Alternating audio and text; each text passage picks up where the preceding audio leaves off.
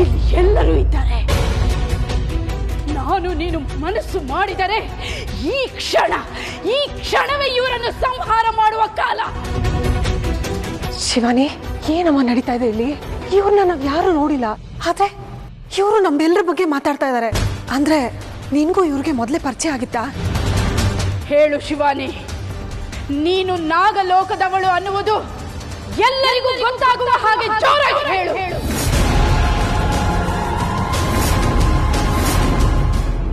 Hello mister Dhananjay, calm down. ಇವ್ರನ್ನ ಕರ್ಕೊಂಡು ಬಂದಿರೋದು ನಾನು. ಇವರು ನನ್ನ ಜವಾಬ್ದಾರಿ. ಅದಕ್ಕೆ ಇವ್ರು ಹೇಳಿದ್ನೆಲ್ಲ ಕೇಳಿಸ್ಕೊಂಡು ಸುಮ್ಮನೆ ಇರ್ಬೇಕಲ್ಲ. ಎಲ್ಲ ಇವತ್ತೇ ಕೊನೆ ಆಗುತ್ತೆ ಅಂದ್ರೆ ಇವ್ರು ಹೇಳೋದೆಲ್ಲ ಕೇಳಲೇಬೇಕು ಮಿಸ್ಟರ್ ಧನಂಜಯ್. ಅವತ್ ನೀವು ನನ್ನ ಪೊಲೀಸ್ ಆಫೀಸರ್ ಆಗಿ ಏನ್ ಕಂಡಿಡಿದೆ ಅಂತ ಕೇಳಿದಾಗ ನಾನು ಎಲ್ಲ ಹೇಳ್ದೆ ಅಲ್ವಾ? ಇವತ್ತು ಇವ್ರು ಹೇಳ್ತಾ ಇರೋ ವಿಚಾರಕ್ಕೂ ನಾನು ಹೇಳಿದ ವಿಚಾರಕ್ಕೂ ಸಂಬಂಧ ಇದೆ. ನೋಡಿ, ಇವ್ರ ಮಾತನ್ನ ನಾನು ಒಬ್ಬನೇ ಅಲ್ಲ, ಮನೆಯವರೆಲ್ಲರೂ ಕೇಳಿಸ್ಕೋಬೇಕು. ಇದರಲ್ಲಿ ಯಾರ್ದು ಮುಖವಾಡ ಅಂತ ಬಯಲಾಗಬೇಕು. ನಾನು ಬಯಲು ಮಾಡ್ತೀನಿ.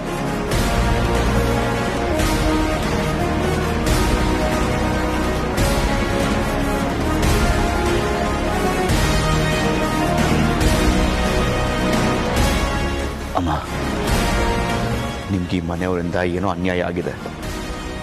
ನಿಮಗೆ ನ್ಯಾಯ ಕೊಡಿಸೋ ಜವಾಬ್ದಾರಿ ನಂದು. ನೀವು ಮಾತಾಡ್ತಾ ಇರೋದು ನಿಜನ ಅಲ್ವಾ ಅಂತ ಖಚಿತ ಆಗಿ ಎಲ್ಲ ಇತ್ಯರ್ಥ ಆಗೋವರೆಗೂ ಮಾತಾಡಿ. ತಪ್ಪು ಮಾಡಿದವ್ರಿಗೆ ಸಾವೇ ಶಿಕ್ಷೆ. ಅದೇ ನಮಗ್ ಸಿಗ್ಬೇಕಾಗಿರೋ ನ್ಯಾಯ.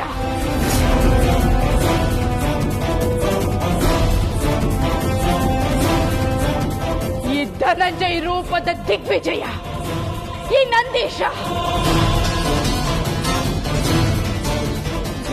ಇವರಿಬ್ಬರು ಸಾವಾಗಬೇಕು. ಆಗ್ಲೇ ನನಗೆ ಸಮಾಧಾನ ಸಿಗೋದು.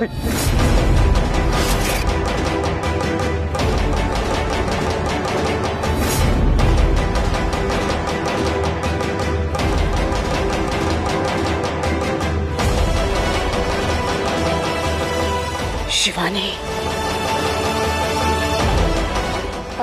ಇಡೀ ಒಂದು ಲೋಕವೇ ನಿನಗಾಗಿ ಕಾಯುತ್ತಿರುವಾಗ ಇಲ್ಲಿ ಎಲ್ಲ ಮರೆತು ಹೇಗೆ ಸುಖವಾಗಿದೆಯಾ?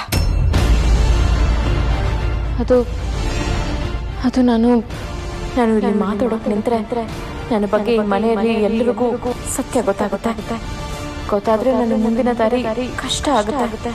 ನಾನು ಏನ್ ಮಾಡ್ಲಿ? ನಿನ್ನನ್ನೇ ಕೇಳುತ್ತಿರುವುದು ಶಿವಾನಿ. ಉತ್ತರ ಕೊಡು. ಎಲ್ಲಿ ನಿನ್ನ ಗಂಡ? ಮಾತಾಡು. ಇಷ್ಟು ಹೊತ್ತು ನಾನು ಮಾತಾಡಿದ್ದನ್ನೆಲ್ಲ ಕೇಳಿಸಿಕೊಂಡೆ ಅಲ್ಲವೇ? ಇವರೆಲ್ಲ ನನ್ನ ಬಗ್ಗೆ ಅಪಪ್ರಚಾರ ಮಾಡುತ್ತಿದ್ದಾರೆ. ಅದನ್ನೆಲ್ಲ ಕೇಳಿಸಿಕೊಂಡು ನೀನು ಮರು ಮಾತನಾಡದೆ ಸುಮ್ಮನೆ ನಿಂತಿರುವೆ ಅಲ್ಲವೇ? ಹೇಳು ಶಿವಾನಿ, ಶತ್ರು ಸಂಹಾರ ಕಾಲ. ನನ್ನ ಮಗನನ್ನು ಸಾಯಿಸಿ ನಾಗಮಣಿಯನ್ನು ಹೊತ್ತು ತಂದಿರುವ ದುಷ್ಟರನ್ನು ಸಂಹಾರ ಮಾಡುವ ಕಾಲ. ಎಷ್ಟು ವರ್ಷಗಳಿಂದ ನಮ್ಮ ಮನಸ್ಸಿನಲ್ಲಿ ಬೆಂದು ಉರಿಯುತ್ತಿರುವ ಸೇಡಿನ ಜ್ವಾಲಕ್ಕೆ ಸೇಡು ತೀರಿಸಿಕೊಳ್ಳುವ ಕಾಲ.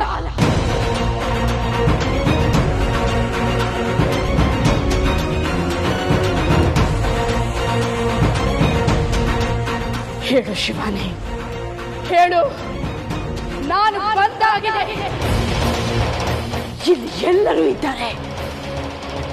ನಾನು ನೀನು ಮನಸ್ಸು ಮಾಡಿದರೆ ಈ ಕ್ಷಣವೇ ಇವರನ್ನು ಸಂಹಾರ ಮಾಡುವ ಕಾಲ. ಹೇಳು. ಶಿವಾನಿ,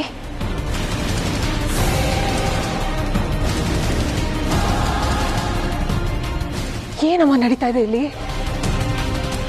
ಇವ್ರನ್ನ ನಾವು ಯಾರು ನೋಡಿಲ್ಲ, ಆದ್ರೆ ಇವರು ನಮ್ಮೆಲ್ಲರ ಬಗ್ಗೆ ಮಾತಾಡ್ತಾ ಇದ್ದಾರೆ.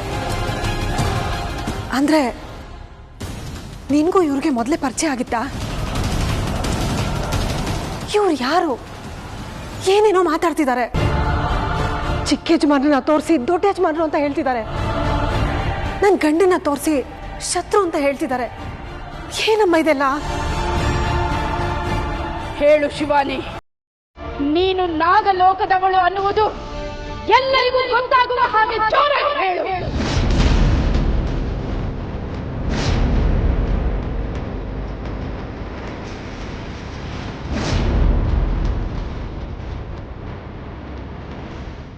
ಇಪ್ಪತ್ತೈದು ವರ್ಷಗಳ ಹಿಂದೆ ನಾಗಮಣಿಯನ್ನು ಅಪಹರಿಸಿ ನಿನ್ನ ಗಂಡನನ್ನು ಕೊಂದು ಬಂದ ದುಷ್ಟರನ್ನು ಹುಡುಕಿಕೊಂಡು ಬಂದಿರುವುದಾಗಿ ಎಲ್ಲರಿಗೂ ಹೇಳು.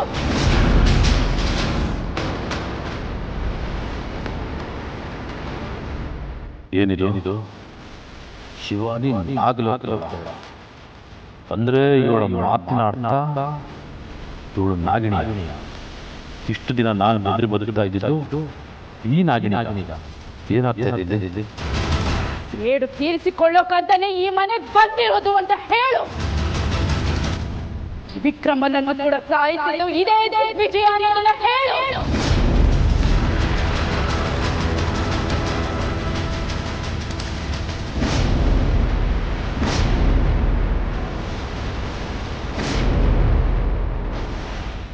ನನ್ನು ಸಾಯಿಸಕ್ ಬಂದ ಈ ದಿಗ್ವಿಜಯನ್ನ ನೀನು ತ್ರಿಶೂಲ್ ಸೇರ್ಕೊಂಡು ಭೂಗರ್ಭಕ್ಕೆ ತಳ್ಳಿದ ವಿಷಯ ಹೇಳು.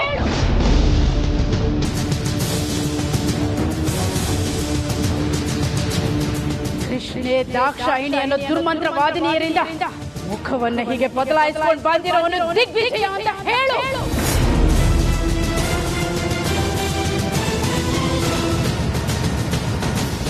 ಈನಾಳ್ ಸ್ನೇಹಿತ ಅಜಿತನ್ನು ಕೊಂದವನು ಇದೇ ಪಾಪಿ ಅನ್ನೋದನ್ನ ಹೇಳು.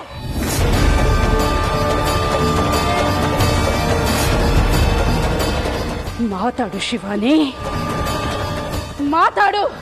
ಯಾಕೆ ಮೌನವಾಗಿದ್ದೀಯಾ? ನೀನು ನನ್ನ ಮಗನ ಹೆಂಡತಿ ಅನ್ನುವುದನ್ನ ಹೇಳು. ದೇವ್ರೆ, ನನ್ನ ಮುಂದೆ ಬೇರೆ ದಾರಿ ಉಳಿದಿಲ್ಲ. ನಾನು ಸತ್ಯ ಮುಚ್ಚಿಡೋದು ಅನಿವಾರ್ಯ. ಕ್ಷಮಿಸು ಪರಮೇಶ್ವರ, ಕ್ಷಮಿಸಿ ನಾಗಮಾತ. ಶಿವಾನಿ, ಮಾತಾಡಿ. ಯಾಕೆ ಸುಮ್ಮನೆ ಇದ್ದೀರಾ? ಮಾತಾಡಿ. ಒಂದ್ ವೇಳೆ ಇವಳು ಹೇಳಿದ್ರೆ ಎಲ್ಲ ಮುಗಿದು ಹೋಗ್ಬಿಡುತ್ತೆ. ಏನ್ ಮಾಡೋದು? ಇವಳು ಮಾತಾಡೋಕೆ ಶುರು ಮಾಡಿದ್ರೆ ನಾನು ಮಾಯಾಂಗನೆ ಅಂತ ಗೊತ್ತಾಗುತ್ತೆ. ಇಷ್ಟೆಲ್ಲ ಗೊತ್ತು ಅಂತ ಮಾತಾಡ್ತಾ ಇರೋ ನಾಗಮಾತೆಗೆ ಎದುರಿಗೆ ಇರೋ ಅಭಯ ಆದಿಶೇಷ ಅಂತ ಗೊತ್ತಾಗೋಕೆ ಎಷ್ಟು ಹೊತ್ತು? ಇವತ್ತಿಗೆ ಆದಿಶೇಷ, ನಾಗಮಣಿ, ನಾಗಲೋಕದ ರಾಣಿ ಎಲ್ಲ ಕನಸು ಭಗ್ನ. ಮಾತನಾಡು ಶಿವಾನಿ. ನೀನು ನಾಗಲೋಕದ ಮಹಾರಾಣಿ ಆಗಬೇಕಾದವಳು ಅನ್ನೋದನ್ನ ಹೇಳು.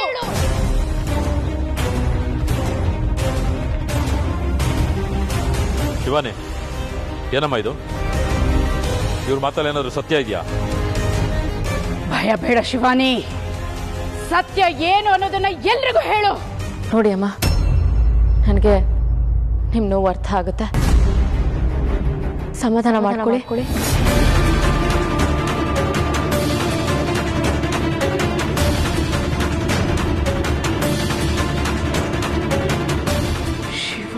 ಶಿವಾನಿ, ತೀರ್ಕೊಂಡಿದ್ದು ಬರೀ ನನ್ನ ಮಗ ಅಷ್ಟೇ ಅಲ್ಲ, ನಿನ್ನ ಗಂಡ. ಆ ನೋವು ನಿನಗಿಲ್ಲವೇ?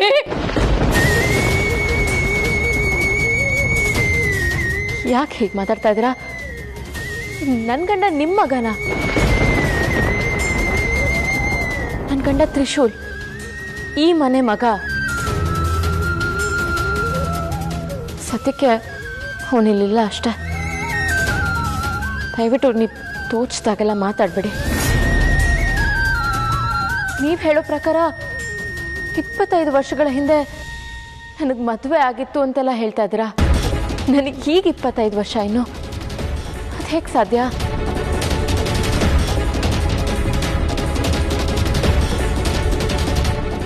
ಏನು ಹೇಳುತ್ತಿರುವೆ ಶಿವಾನಿ ನೀನು?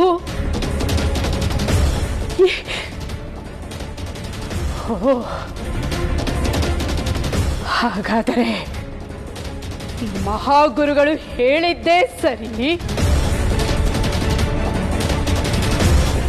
ನೀನು ಈ ಲೋಕಕ್ಕೆ ಬಂದು ಮೋಸ ಮಾಡುತ್ತಿದ್ದೀಯಾ? ಅಂದರೆ ನನ್ನ ಮಗ ನಿನ್ನ ಪ್ರೀತಿಸಿದ್ದು, ನನ್ನ ಮಗ ನಿನ್ನ ಮದುವೆ ಆಗಿದ್ದು. ಅಯ್ಯೋ ಪರಮೇಶ್ವರ, ಇದು ಎಂತ ಘೋರ ವಿಧಿಯ ನೀತಿ! ಇದು ಎಂತ ವಿಧಿ! ಇದು ಎಂತ ವಿಧಿ!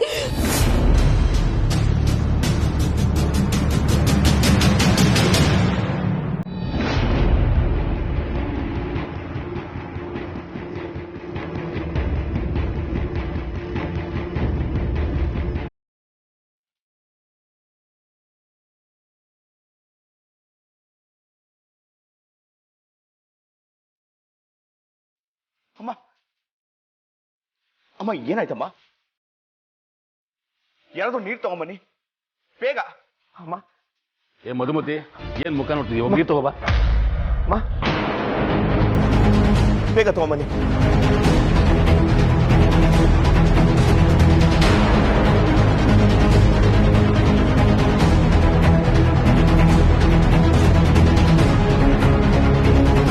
ಅಮ್ಮ ಅಮ್ಮ, ನೀರಾಕಿ ಸರ್, ಚೆನ್ನಾಗಿ ನೀರಾಕಿ. ಜೀವ ಇದೆಯಾ ಮೊದಲು ನೋಡಿ. ಯಾಕಂದ್ರೆ ಈ ಮನೇಲಿ ಅಯ್ಯಮ್ಮನ ಪ್ರಾಣ ಹೋದ್ರೆ ಒಂದ್ ಕೇಸ್ ಜೊತೆಗೆ ಇನ್ನೊಂದು ಕೇಸ್ ಆಗ್ಬಿಡುತ್ತೆ. ಅಲ್ಲ, ಈ ಅಮ್ಮ ಹೇಳ್ತಾ ಇರೋದೇನು? ಎಲ್ಲ ವಿಚಾರ ಸರಿಯಾಗಿ ಹೇಳ್ತಿದ್ದಾಳಲ್ಲ, ಮತ್ತೆ ಎಚ್ಚರ ಆದ್ರೆ ಏನಾಗುತ್ತೋ ಏನೋ. ಏನ್ ತಮಾಷೆ ನೋಡ್ತಿದ್ದೀರಾ? ಪೊಲೀಸ್ ಅಧಿಕಾರಿ ಇದಕ್ಕಿದ್ದ ಹಾಗೆ ಯಾರನ್ನ ಕರ್ಕೊಂಡು ಬಂದು ನಾಟಕ ಮಾಡ್ತಿದ್ದೇನೆ ಅಂದ್ರೆ ಸುಮ್ಮನೆ ಇದ್ದೀರಲ್ಲ. ಅಲ್ಲ, ಇವಳು ಹೇಳಿದ್ದನ್ನ ಯಾರಾದ್ರೂ ನಂಬೋ ತರ ಇದೆಯಾ? ಎಲ್ಲ ಈ ಪೊಲೀಸ್ ಆಫೀಸರ್ದೇ ಕೈವಾಡ. ಮಿಸ್ಟರ್ ಧನಂಜಯ್, ಇದಕ್ಕೂ ನನಗೂ ಯಾವ ಸಂಬಂಧನೂ ಇಲ್ಲ. ಯಾಕೆ ಸಂಬಂಧ ಇಲ್ಲ? ನೀನು ಇವನ್ನ ಕರ್ಕೊಂಡು ಬಂದಾಗ್ಲೇ ಗೊತ್ತಾಯ್ತು. ಯಾರೋ ಬೀದಿ ನಾಟಕದನ್ನ ಕರ್ಕೊಂಡು ಬಂದು ಅವ್ರಿಗೆ ಮನೆಯವ್ರ ಬಗ್ಗೆ ಹೇಳಿ ನಿನ್ನ ಕಲ್ಪನೆಯಲ್ಲಿರೋ ಕಥೆನ ಅವ್ರ ಬಾಯಲ್ಲಿ ಹೇಳಿಸಿ ನಿನ್ನ ನಾಟಕ ಮಾಡ್ತಾ ಇದ್ದೆ.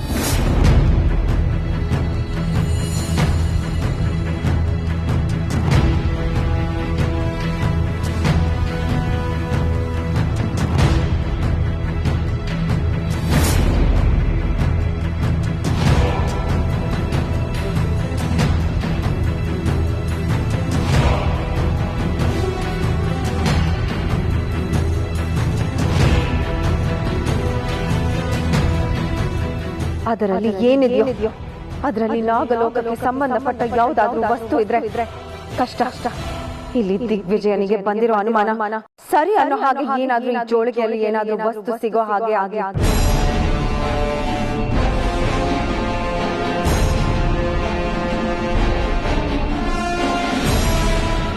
ಇವಳಿಗೆ ಹುಚ್ಚು. ನಾಗಲೋಕದ ಬಗ್ಗೆ ಕಾದಂಬರಿ ಬರೆಯೋದಕ್ಕೆ ಹೋಗಿ ಇವಳಿಗೆ ಹುಚ್ಚು ಹಿಡಿದಿದೆ. ಇದರಲ್ಲಿ ಏನಿದೆ ಅಂತ ನೀವೇ ನೋಡಿ.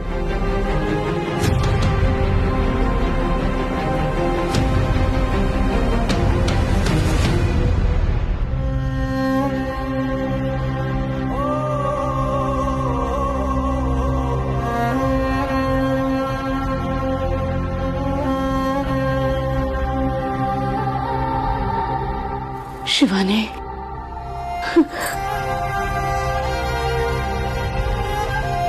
ಶಿವಾನಿ, ನೀನ್ ಹೀಗೆ ಮಾತಾಡಿದ್ಯಾ? ಅಂದ್ರೆ ನೀನ್ ನನ್ನ ಮಗನಿಗೆ ಮೋಸ ಮಾಡಿದ್ಯಾ?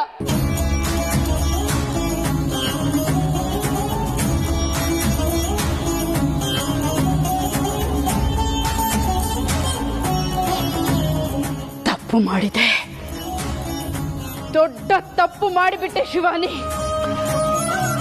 ಅಭಯ್, ಯಾರೋ ಇದು? ದಯವಿಟ್ಟು ಇವಳನ್ನ ಕರ್ಕೊಂಡು ಹೋಗ್ಬಿಡಪ್ಪ. ಈ ತರ ವಿಚಾರ ಮಾತಾಡೋರು ನಮ್ಮನೇಲಿದ್ರೆ ಸರಿ ಹೋಗಲ್ಲ.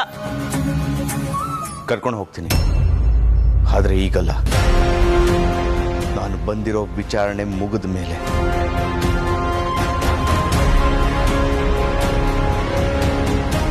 ಅಮ್ಮ, ದೊಡ್ಡ ತಪ್ಪು ಮಾಡಿಬಿಟ್ಟೆ, ಬಹಳ ದೊಡ್ಡ ತಪ್ಪು ಮಾಡಿಬಿಟ್ಟೆ. ನಿನ್ನನ್ನು ಕ್ಷಮಿಸಲ್ಲ, ನಾನು ಯಾವತ್ತಿಗೂ ಕ್ಷಮಿಸಲ್ಲ. ತಪ್ಪು ಮಾಡಿಬಿಟ್ಟೆ ಶಿವಾನಿ.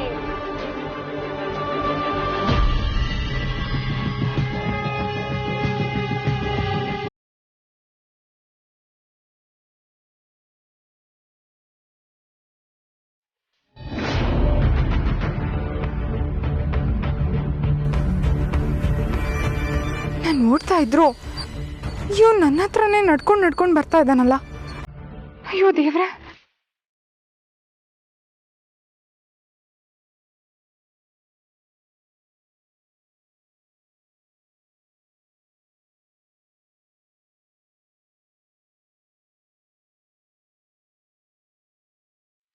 ಇವನೇನೂ ಮಾತಾಡ್ತಾ ಇಲ್ಲ.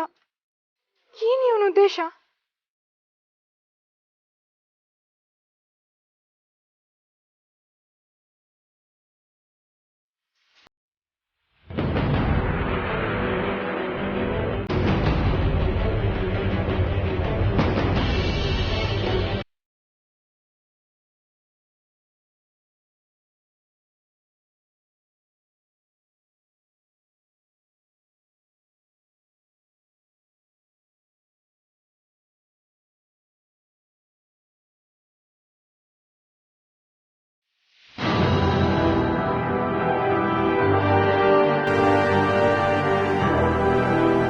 ಎಲ್ಲಿಯವನು ಕಾಣಿಸ್ತಾನೆ ಇಲ್ಲ. ನನ್ನ ಮನೆವರೆಗೂ ಶೇಮವಾಗ್ಬಿಟ್ಟು ಹೋಗಕ್ ಬಂದ.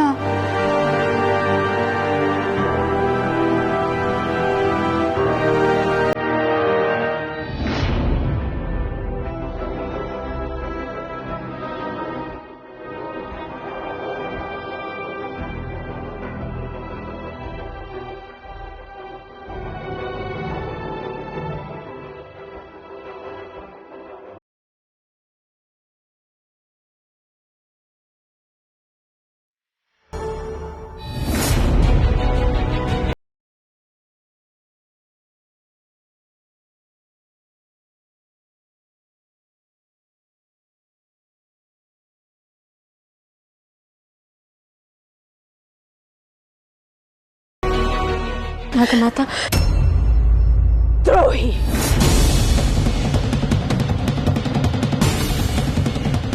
ಏಕೆ ಬಂದೆ? ಮಹಾಗುರುಗಳು ನಿನ್ನನ್ನು ನಾಗಲೋಕಕ್ಕೆ ಆಪತ್ತಾಗುವೆ ಎಂದರು. ಆದರೆ ನಾನು ನಿನ್ನ ಮೇಲೆ ಸಂಪೂರ್ಣವಾದ ನಂಬಿಕೆಯನ್ನು ಇಟ್ಟಿದ್ದೆ. ಏಕೆ ಗೊತ್ತೇ? ನೀನು ಆದಿಶೇಷನ ಹೆಂಡತಿ, ನಾಗಲೋಕದ ಮುಂದಿನ ಅರಸಿ ಎಂದು.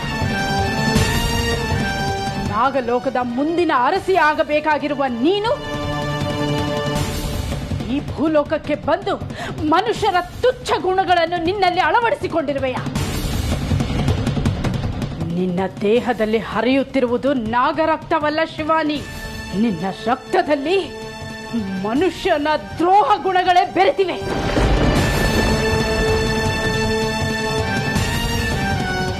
ನಾಗಮಾತಾ, ನಿಮ್ಮ ಈ ಮಾತಿನ ಹಿಂದೆ ಇರೋ ಭಾವನೆಗಳು, ನೋವು ನನಗೆ ಅರ್ಥ ಆಗುತ್ತೆ ನಾಗಮಾತಾ.